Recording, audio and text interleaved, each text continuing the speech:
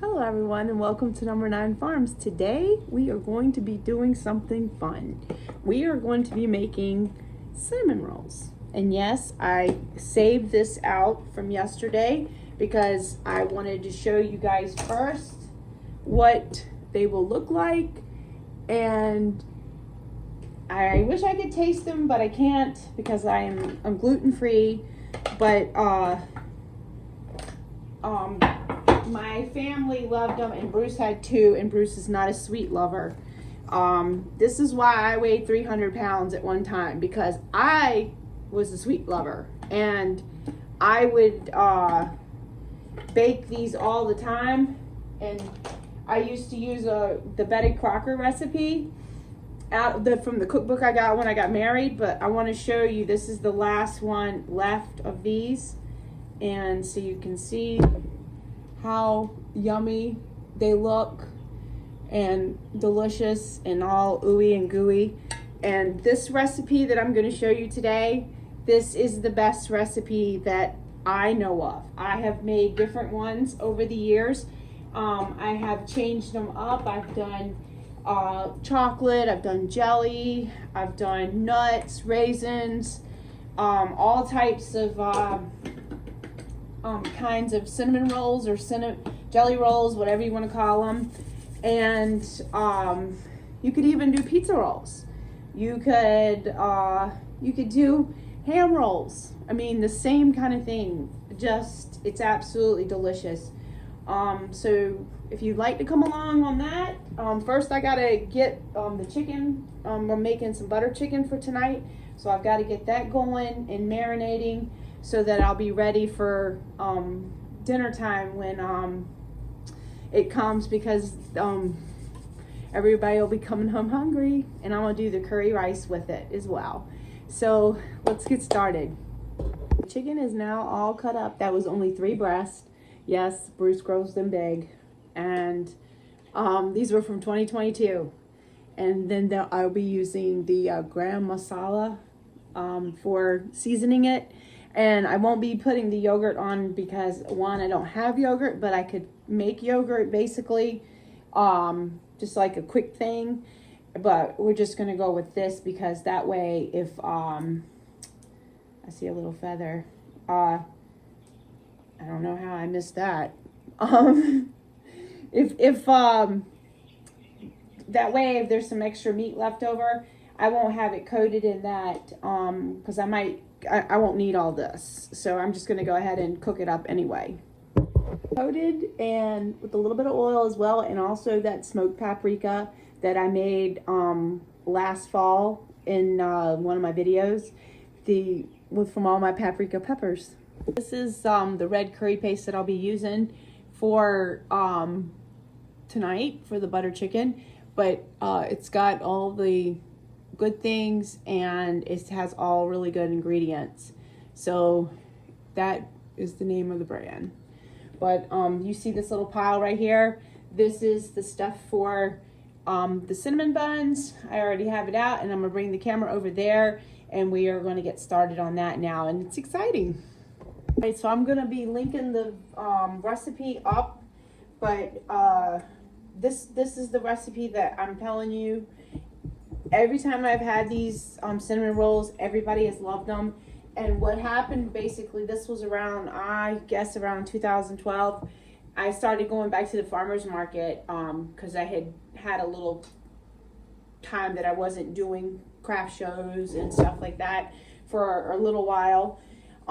Which, you know, was fine, but long story short, we're going to start off with 16 ounces of milk, or 2 cups of milk, and then we're going to do a half a cup of oil. And for the class sake and the video's sake, we're going to use the vegetable oil, which is something I really never use, but I usually use like regular olive oil or avocado oil. Mostly that's what goes into all our baked goods. Yeah, that's really it. That's all we have, you know, unless it's something that especially calls for. But we're going to start off with the milk first, and we're going to go ahead. Now, like I used to make these every week for the farmers market, and I had them in a big pie thing, but it was deep, not in the shape of a pie. I don't know exactly what those tins were called, but then I would sell them for $10, and so you got I want to say it was basically, I did this recipe and I would get the full recipe, and I would get 3 pans maybe, I think it was, and I sold them for $10 each, and that was with the pie container, which was the box with the window, the label and everything, of course. And the very first time that I sold the very first market that I went to, and I just had a few things on the table, and the first thing some woman stopped and said to me, oh, let me see those cinnamon rolls. And she said, oh, they look good. And then she starts reading the ingredients, and she says, oh, did you use real maple syrup or did you use a flavoring? And I said, I used the flavoring because that's what the recipe called for. And she said, oh, well, I don't want them then.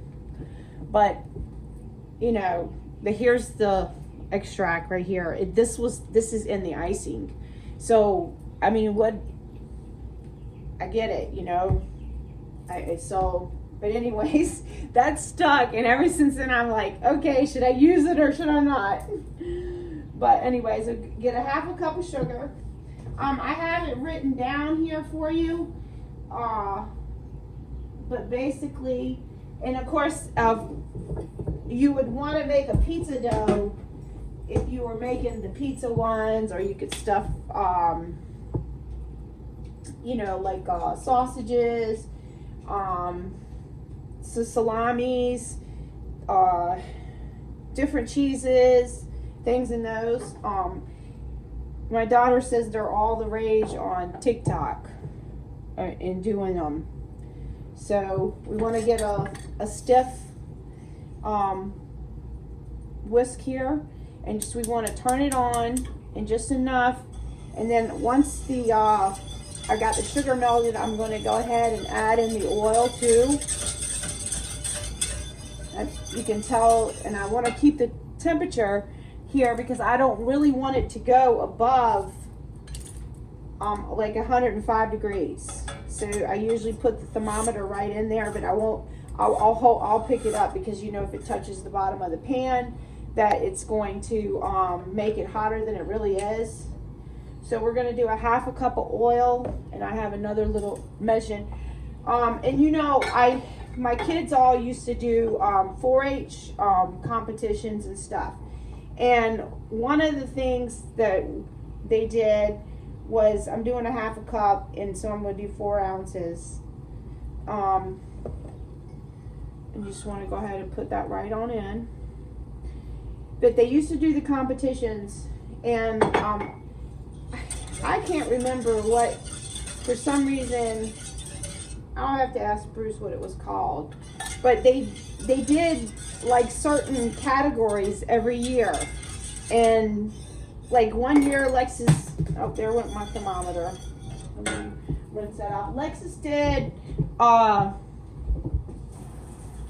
barbecue, where you cooked chicken barbecue, and the chicken barbecue, you went to the competition, and everybody there was cooking chicken barbecue. So you walked around, you collected recipe cards, and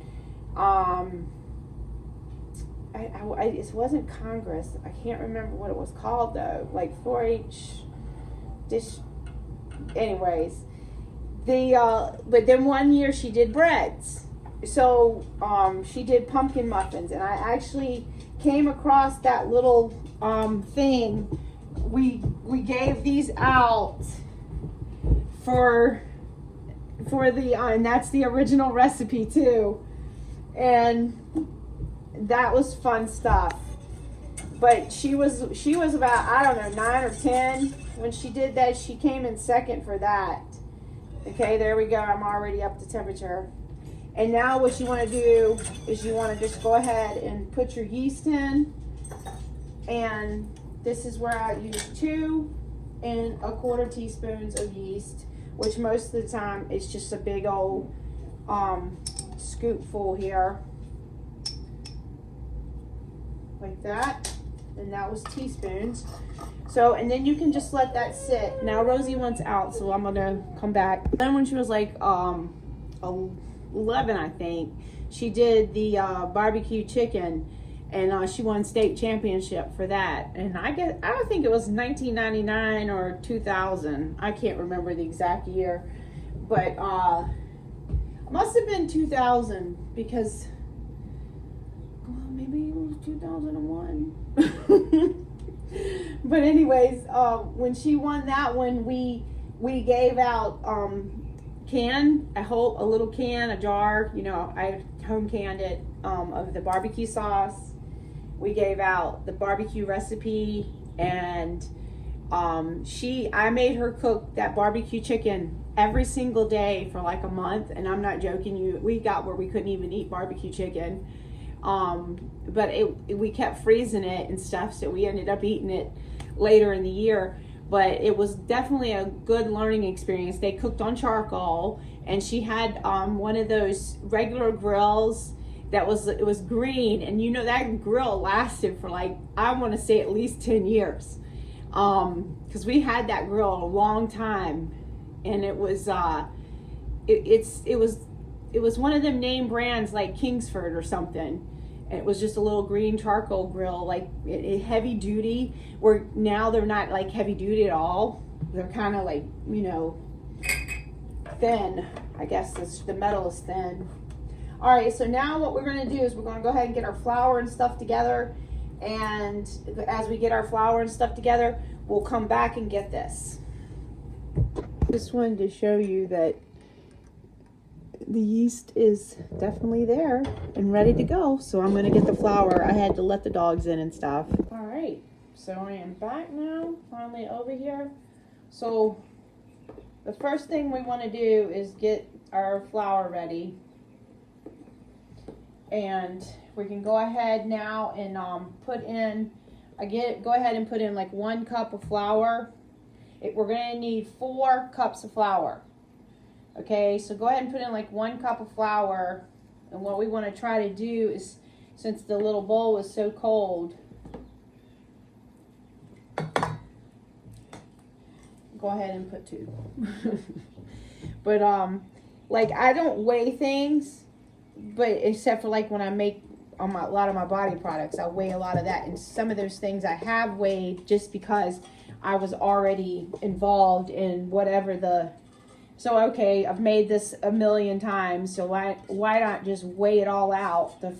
That way the next time all I got to do is weigh it. I don't have to like have, you know, I can just put it all in one pan or whatever and weigh it all out. So we want to get everything out that we can, because you've got a little bit of sugar still in there. And even though it melted most of it, but I have some still left. But you could get it warmer and then bring it back down and let it cool. But most of the time, I would always be in a hurry making stuff for the farmer's market, because I would have to, I not only did the cinnamon buns, I also did cobblers. So I usually had about 6 cobblers, about 5 pecan pies.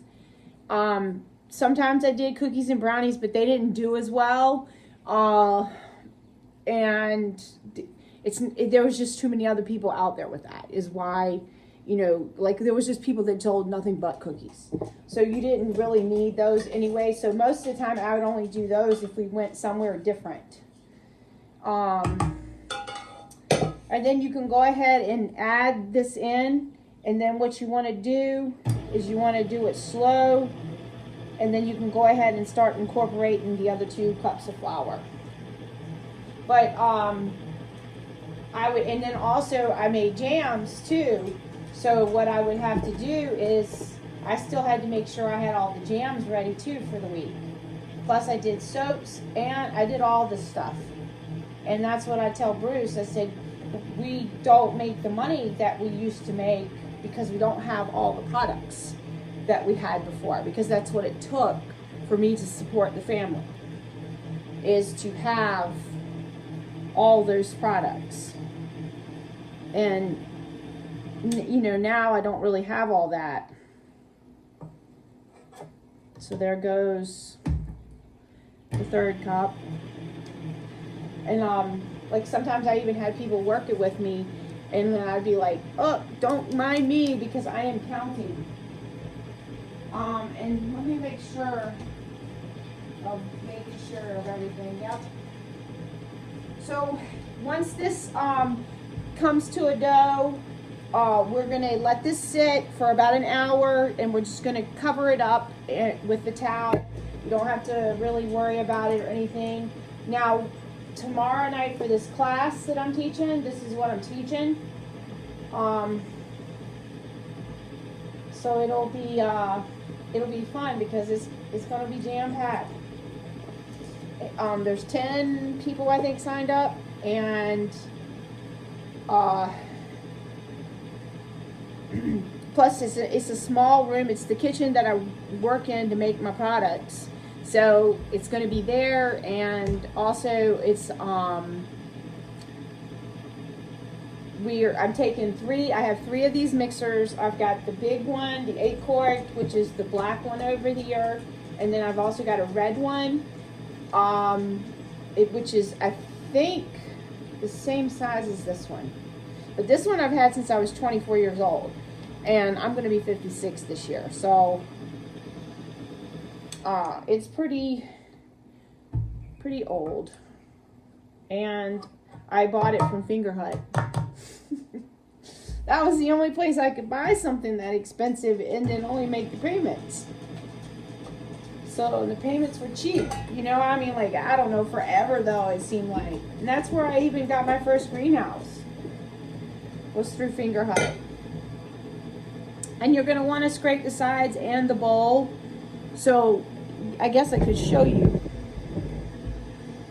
how it's looking. And so we want to stop, and then we want to go ahead and scrape the sides. And you could do all this by hand, or you could use a hand mixer. When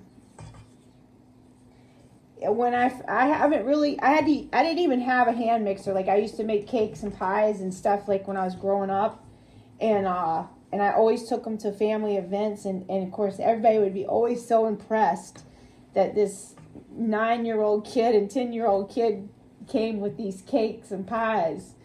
And it used to blow my Aunt Beverly's mind.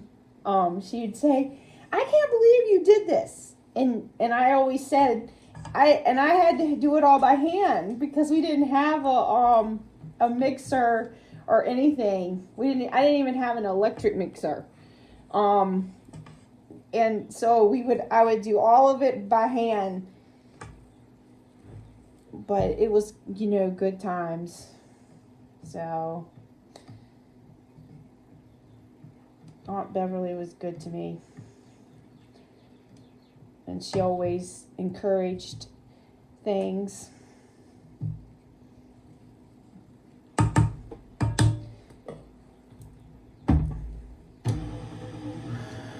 And just, I'll show you when it's done. I'll bring you back. That way you don't have to keep watching, because I know this is going to be forever video. Okay, it's all done, and now this will sit, and with the towel over top of it, and it will be back in an hour, and you'll see the magic. Now this is where I get the half a cup of flour ready, and then I get the baking soda and the baking powder. And this is because the reason is you don't want to put those things in now. You would think, okay, I'll just go ahead and do that. I don't see no reason to hold out. But the thing is, but most of your baking soda and your baking powder are fast acting. And let's see, it's a half a teaspoon of each.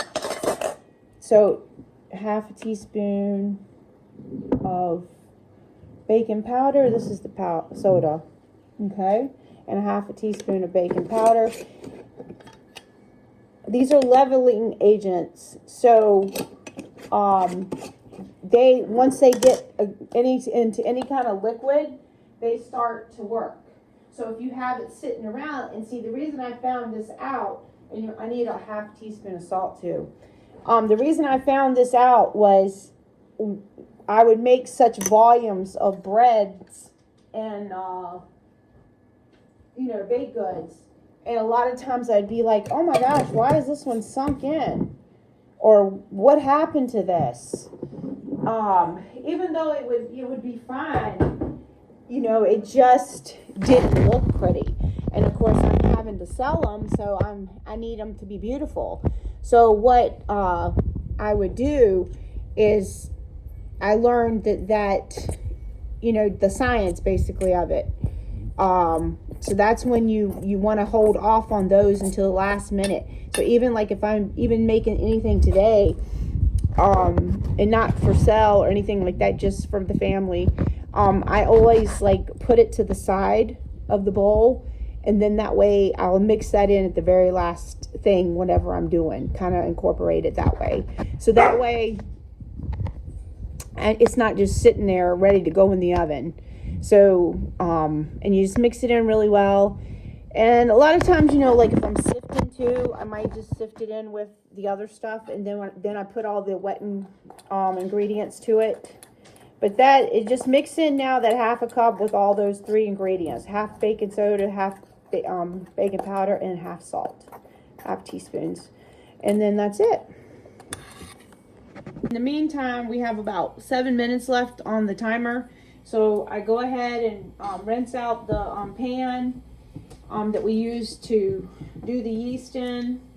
And now that it's almost all the water is gone out of it, I'm going to go ahead and put in the butter, and it's 1 cup of butter. So you're going to need 2 sticks if your butter comes in sticks. And all I have is the organic salted butter. We always like the salted butter. So, but typically you would not use salted butter. But if people are used to salt, they won't mind the salted butter. But if you're not used to salted butter, then it would taste salty to them. So, whereas my daughter, they don't use a lot of salt. And where me and Bruce, we're salt people. Like, we even like to go to the store and see all the gourmet salts and different things, and always trying different stuff. But like different ones that I like mostly is just, my personal favorite is the Celtic salt, and which I'll show you what it looks like. But I have it's this one. That's my favorite. And but I have Maldon too. I love that one because it comes in flakes. And I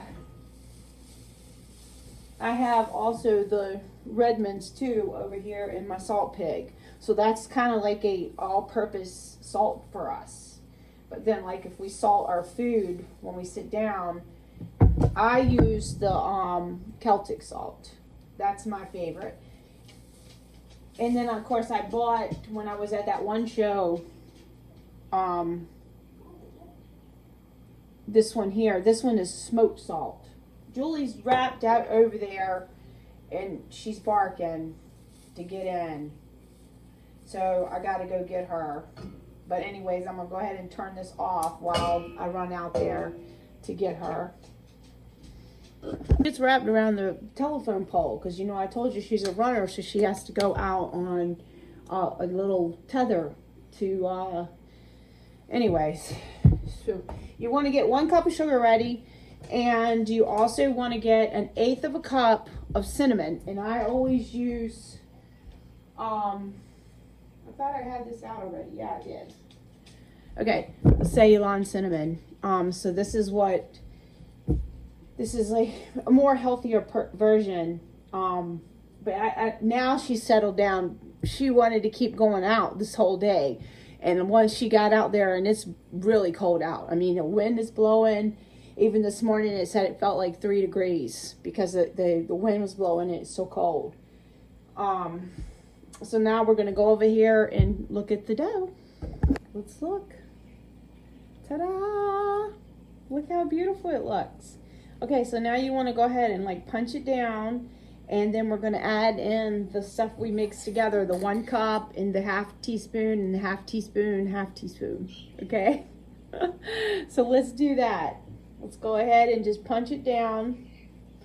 And that we're going to put the dough hook back on. You just don't want to, once it goes into the dough hook again, and you just want to sprinkle a little bit at a time. Let me put the dough hook back on. I cleaned it.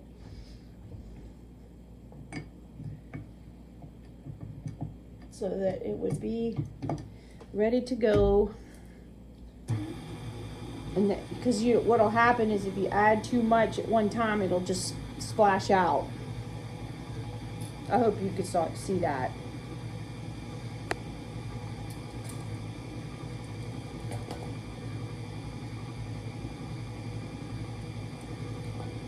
And I hope this video is not too long.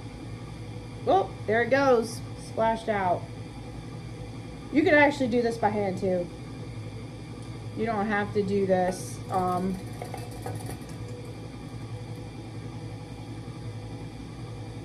But I love seeing it, and it's just, I don't know, it's just fun. And Bruce keeps saying, "You're gonna do good. You're gonna do good." He said, "There's 3 things that you can do that you don't need to have any explanation or tell anybody anything. You can do them without even nothing." He says, bacon, plants, and jewelry making. He says you don't need anything to do all those things. He says, "Why are you so," I don't know, because like I haven't taught a class, I guess, really since around 2018. I think that was the last one. And I loved it, but it's also a lot of work. But I do have fun with it. It's a lot of work because there's a lot of prep. There's a lot of items to get together because like these 3 mixers, they're heavy. That's a lot of toting in there for me, which is like hard. But anyways, enough talking. Now Rosie, I guess, wants back in again. And so you want to have this little area right here in where you're going to be working cleaned. And what I always do is, if you want to, you can put stuff down, but I just took a rag and got it really clean. Then I took a paper towel, and that's what I always done. I've always worked on the counter like that. But you can put down a silicone mat, you can put down parchment paper, whatever. I even have a marble slab that I've had for, gosh, like when Williams-Sonoma came out, or at least I knew it to come out. I went in there one day and I was like, this is what I've always wanted. So I got the marble slab and the marble a rolling pin that day. So, okay, so what we're going to do is we're going to go ahead and sprinkle. I can quit talking. I get sidetracked like that. What is it? Going down another rabbit hole, another tangent. All right, and so now you just want to dump your dough out, and if you want to, you can use the scraper here, or you can just use your hands.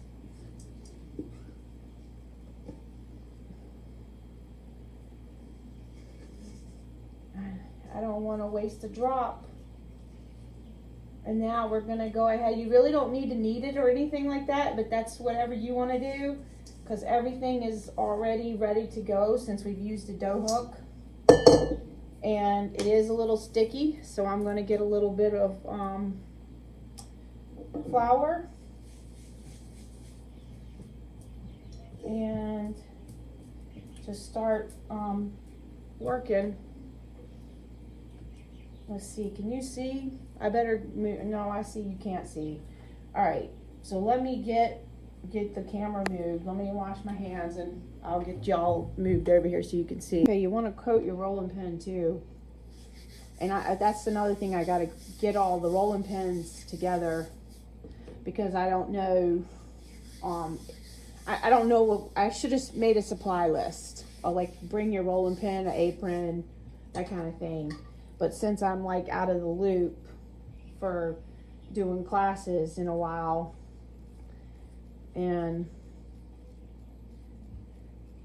but there you go. Look at that. Just kind of like what I always do. And if you guys have watched me for the dough before,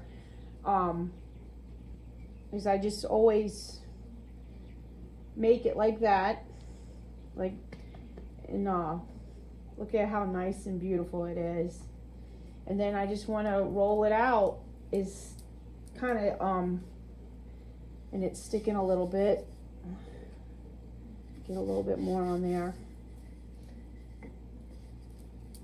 But I have had no formal training for cooking or anything like that my whole life.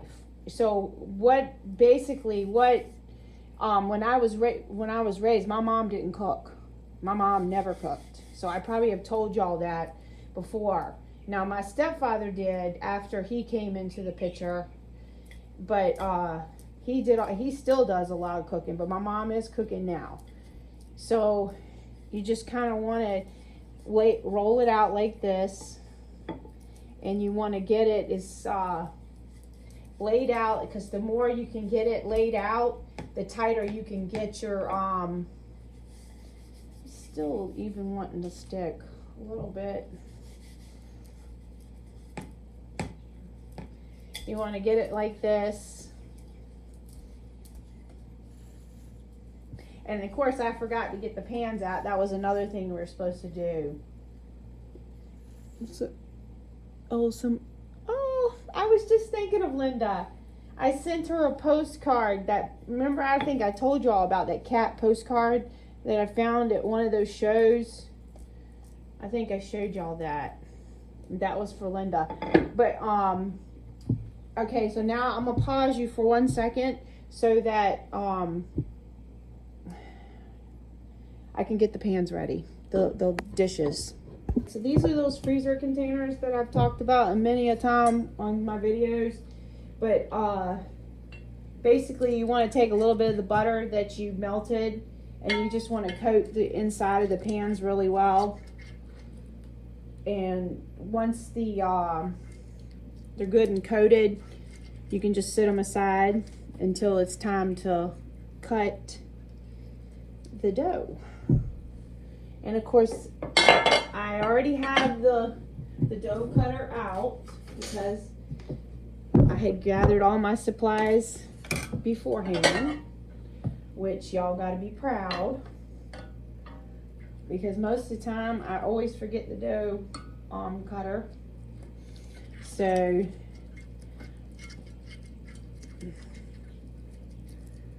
all right, now they're good and coated.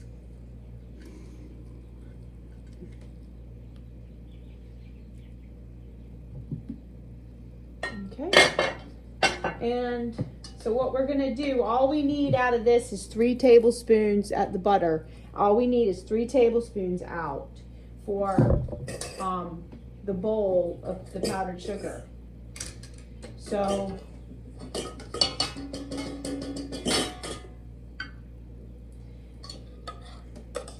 it's best to go ahead and just take it out, and that way you don't have to worry about it.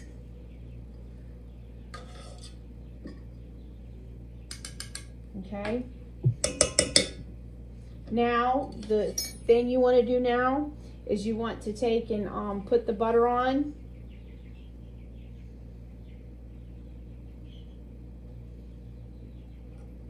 And you can do this with your hands, or you can just use this brush.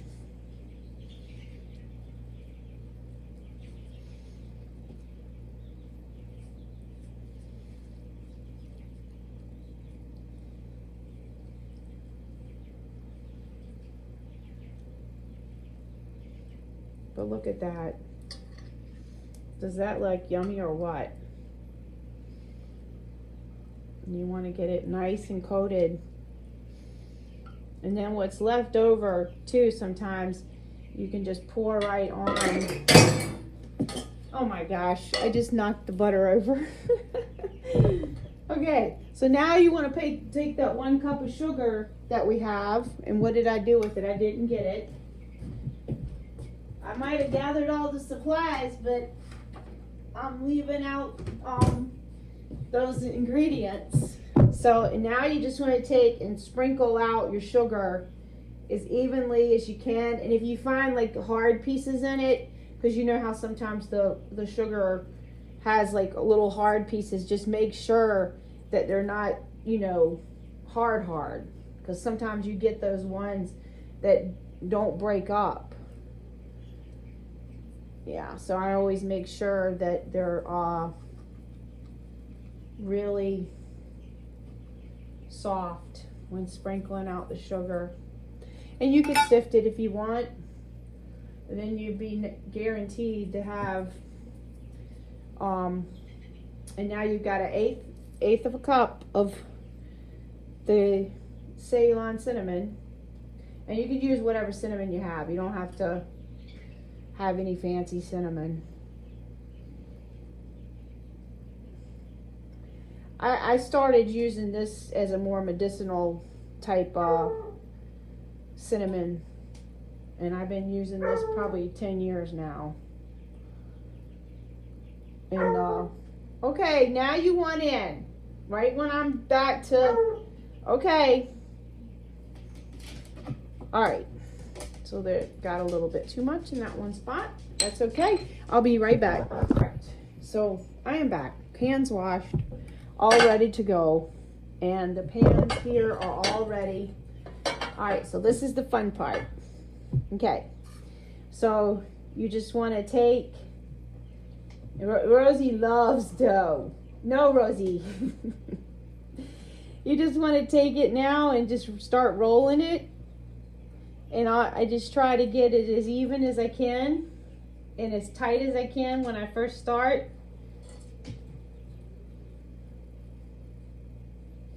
And the dough, it just feels so good. Oh my goodness. I don't know what is going on today. They are being silly. They want to be out all day, and that's not usually how they are. They usually just like lay around a lot. Today, you know, they do dog things. Rosie plays with her ball.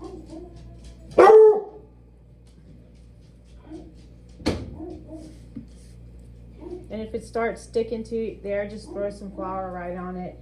I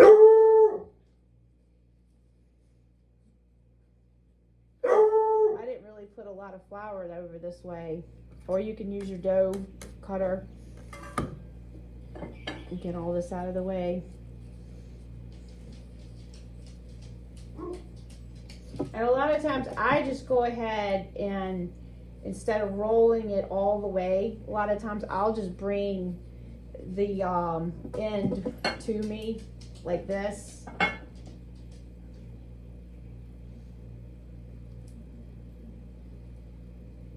Like that. Instead of just keep rolling. And see, I need a little bit of flour here. So, okay, so kind of like get it all together. So now if you want them like equally sized, the best thing that you can do is like, okay, eyeball it and like cut it in half if you want to. But I never do that. I never, because I'm most of the time, anymore, I just making them for myself. And a lot of times when you're selling them, people, they want it to be like, look handmade, not like it's been made in a factory with every single one of them being the same size.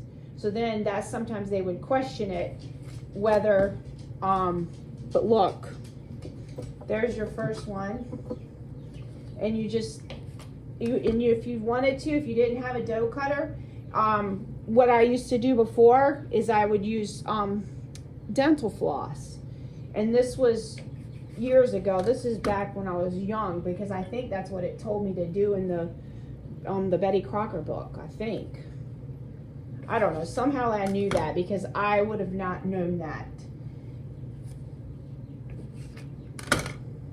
But I would, as I was telling you, I didn't have any kind of training on cooking or anything. And I would go to the library and check out books. I would, these pans hold 8 cinnamon buns. So, and I would go to the library, check out books, and then I would go to like little bazaars, and I would buy all, and you can like, flatten them down, and so that they're all like the same height, but you don't really have to. Can you see that? I'm sorry. And then the next one, you just want to go ahead and do the same thing, the next pan. And if you get any of your cinnamon falls out, you can just drop it right on to your, but most of the time it doesn't fall out.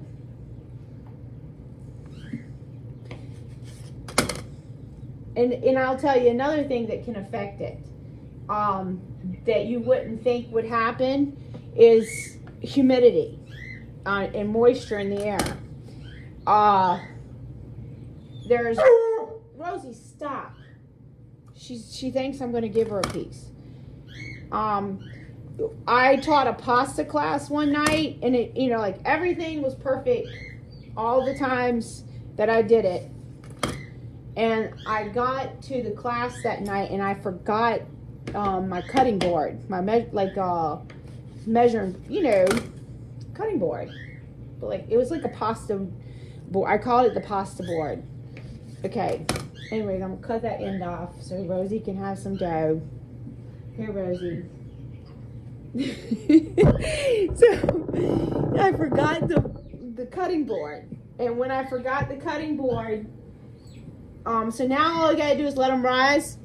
But anyways, I forgot the cutting board, so I had to use their cutting board. Well, they had just had a class like that morning of making like fondant and using like glitters and stuff in the fondant. So then when I went to make the pasta that night and I had forgot the board, the fondant stuff was all still in the board, because it was like the only cutting board they had, and the glitter started coming out in the pasta and the moisture in the air, and it just nothing was working out, and I was so like sad.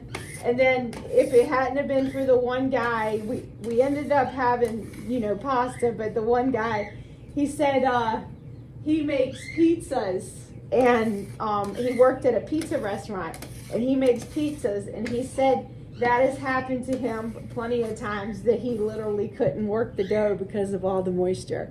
So, of course you do your best, you make it work, but anyways, that's what happens. So now all you want to do is cover them up and let them rise, say maybe 30 minutes in a warm spot. And I'm sorry this video is so long.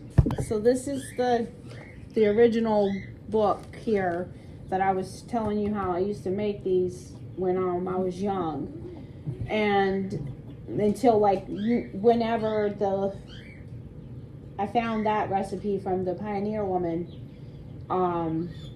That was when I started changing the recipe, because we thought that one was way better than this recipe. But somehow I thought I read somewhere how to cut them in here, because I just don't know how I would have known that unless somebody told me. I don't know. But anyways, this is where it came from. And you can see that I got this when I got married. And here it is right here too. First printing, 1986. Of course, it was more printings before, but 1986. So this was the only cookbook I had to go by for stuff. And I literally would just like read it all the time, trying to, you know, okay, Bruce, I want to make this week. I want to make this week. And, you know, a lot of times, I didn't get to make a lot of it, but I tried. And a lot of things didn't come out as well. Like the first time I made gingerbread cookies, oh my gosh, I knew I messed up. And I didn't tell nobody. I just threw the dough in the trash. This was back when I lived in an apartment in Norfolk, Virginia. And I was probably 18, and I had a baby, and of course it was a junior, but I was so ashamed of myself that I messed it up. Oh my goodness. But they're my favorite cookie too. Then there's the overnight cinnamon rolls that are good to do too. And also like this dough, that this one came out of this one. This dough you can put in the freezer now like this. You could let them rise, or you could let them rise after they were thawed out, or you can go ahead and let them rise, then freeze them. And also you can go ahead and bake them and not ice them until you're ready. Or you can, what I do is I always let them rise, then I go ahead and bake them, and then I put the frosting on, and then I put them in the freezer. And then all you have to do is put it in a low temperature oven, like 225, and then you can heat them right back up. Maybe like 10 minutes, if that. It's just long enough to get warm. And of course, you know, I don't like a microwave or anything like that, but you could do that too. While we're letting them rise, you can go ahead and get your frosting close to being ready whenever they're finished, because you just want to put the butter in last, because the butter you'll have to be remelted again. And so anyways, if you have like I weighed this out because I don't have no weigh. This was a 2-pound bag. So I just hit the tare button, and then I just put in the powdered sugar, because we want 1 pound for this. And I know it sounds like a lot, but you want all this frosting or glaze, whatever you want to call it, to just be one with the cinnamon roll. So that's exactly what she says. Be one with the cinnamon roll. So that we need a little bit more, so I have to go downstairs to get it, because I'm saving those that I got over here for the class. Uh-oh, Rosie. So I'm gonna save those for the class, because I have plenty downstairs too. Okay, so I got it all weighed out now. It went off, so I had to start. So you need, of course, you know, 8 and 8 is 16, so it's 1 pound. So we're going ahead and make the frosting. 3 tablespoons, 1 pound, 3 tablespoons of butter, 1/4 cup of milk, and the vanilla. And I use vanilla. The recipe doesn't call for that. It calls for the coffee to be an 1/8 of a cup of coffee. And I've already made the coffee, which reminds me, maybe I should have a cup of coffee. So, so you want to do like half of the vanilla and half of the maple. And the only thing, like, it smells so good. I mean, so good.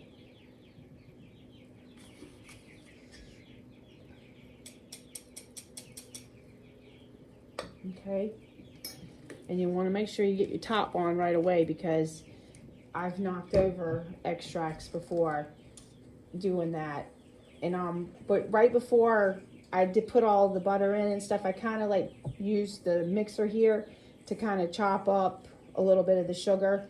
And you could also sift this as well. The sifting helps a lot. So when I would sell things, I would sift it, because I wouldn't want somebody to get something like a piece of hard powder or something. So 1/8 of a cup of coffee, and it's just regular cold brew coffee. And this is 1/8 of a cup. So you definitely don't want to pour it over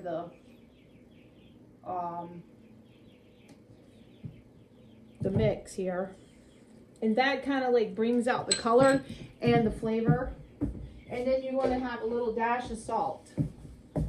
So, and like I said, with that salted butter I have, and that always cuts down a little bit on the sweetness whenever you have salt added to your frostings. See, I also taught cake decorating classes with I did cake decorating and flower arranging with the College of the Albemarle. So I did that back in the 90s. And I always decorated all kinds of cakes and stuff. I loved it. Made all kinds of cookies, candies, hard candies, all that stuff. Love doing all that. Just like we did the strawberries, you know, even though it wasn't, I just had so much fun with that. And that looks so good. And it smells incredible. Look. All right, so that's going to go on the top after they're baked. So, and like I said, if you need to, you could always warm it up a little bit if the butter goes, you know, hard. Makes it too hard to spread. But it won't. All right, I'll see you back soon. So Dusty needs me to come pick him up from school, but it's like 2:20. But I just wanted to show you how the rolls are looking. You ain't gonna believe it. Okay. Ta-da! Look at that. You tell me that doesn't look great. Let's see. Look. All right. Well, now I gotta go pick him up. I just cleaned everything up and I'm trying to pack for the class. I'm back. It was quite a little journey. But anyways, I'm here and ready, and I want to show you this. You're going to take, if you put them in your oven to keep them warm, then what you want to do now is you want to take them out and make sure you take your cloth for sure. Rosie, she's crazy over it, but take it out and be careful when you're putting it down. Don't slam it or anything. And then you want to turn your oven on to 375, and once it's preheated, Rosie, she loves dough. She's see, I'm the dough girl. I'm the dough girl. I know. Shh, shh, shh, shh, shh. Be quiet. You gotta be good for Mama. Rosie. Rosie. Come here. Come here. You want to show everybody? Huh? You want to show everybody? Yes. There you are. Okay. So 375 and Rosie. Once they come out of the oven, you're going to let them sit for a few minutes, and then we're going to frost them. We are at temperature now. Usually it's about 17, 18 minutes, just depending on your oven. But you just want to get them slightly golden brown on the top, not like brown, because you don't want them to be hard. You just get them a little, like you'll see it. You just a little brown. I'll show you. What? He wants me to cut his hair. This is not the brown you want, but I was out there and they still had 3 minutes left on the timer. So that then this time it took 14 minutes. So I don't know why, but it usually takes like 15 to 17 minutes. But anyways, they look really good and they will be delicious. I'm going to frost them in about a few minutes.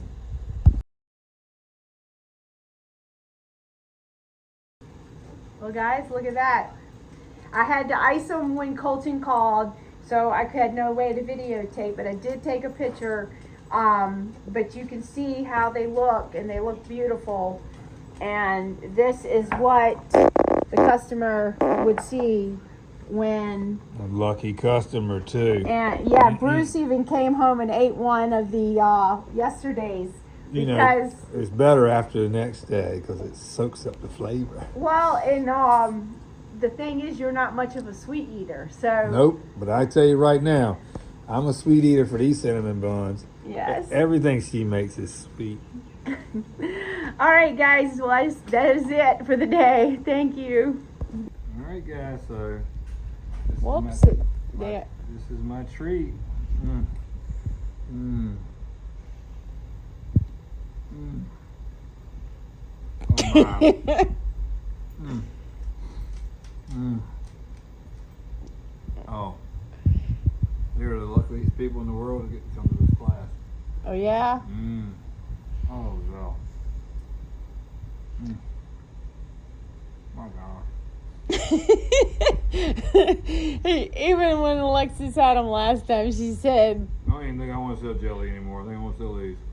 She said, "Dear God," because she said it was just so good. Look at Muffin. Rosie, you know she's the dough girl. She's the dough girl. That's all right. Incredible. Well, You good. did an amazing job. Good. Like you could ever do anything other than amazing. All right, guys. So we'll be making these tomorrow. So this is just going to be the sharing part of the tasting. And look at the insides. Oh my God. My camera is like got, yeah, like